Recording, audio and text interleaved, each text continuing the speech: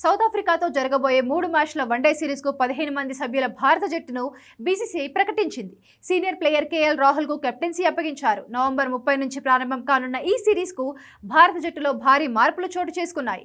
Senior ప్లేయర్స్తో పాటు young క్రికెటర్లు జట్టులోకి కంబ్యాక్ ఇచ్చారు. Team India wicketkeeper Rishabh Pant ఏడాది తర్వాత టీమిండియాలో చోటు దక్కించుకున్నాడు. స్వదేశంలో సౌత్ ఆఫ్రికాతో జరుగుతున్న వన్డే సిరీస్లో చోటు దక్కించుకున్నాడు.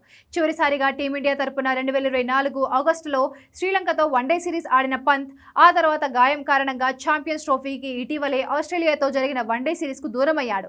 ప్రస్తుతం పంత్ పూర్తిగా ఫిట్నెస్ సాధించడంతో మళ్లీ వన్డే జట్టులోకి తిరిగొచ్చాడు. ప్రస్తుతం సౌత్ ఆఫ్రికాతో జరుగుతున్న రెండో టెస్ట్లో పంత్ కెప్టెన్గా వ్యవహరిస్తున్నాడు. అక్టోబర్లో ఆస్ట్రేలియాతో జరిగిన వన్డే సిరీస్లో రవీంద్ర జడేజాను పక్కన పెట్టి సెలెక్టర్లు ఊహించని షాక్ ఇచ్చారు. అక్షర్ పటేల్, సుందర్ను ఆసీస్ సిరీస్కు ఎంపిక చేశారు.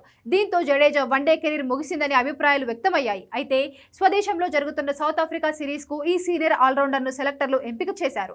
జడేజా వన్డేలో చివరిసారిగా ఈ ఏడాది ప్రారంభంలో ఛాంపియన్స్లో ఆడాడు.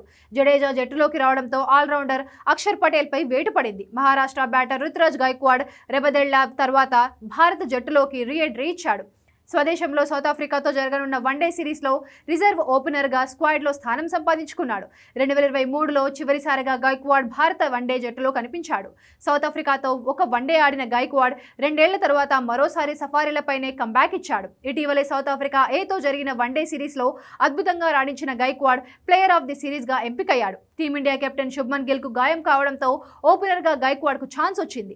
తెలుగు కుర్రాడు తిలక్ వర్మ రెబదెళ్ల తర్వాత భారత్ వన్డే జట్టులో ఎంపికయ్యాడు. మిడిల్ ఆర్డర్లో శ్రేయస్ అయ్యర్ గాయం కారణంగా దూరం కావడంతో తిలక్ వర్మకు జట్టులో అవకాశం దక్కింది.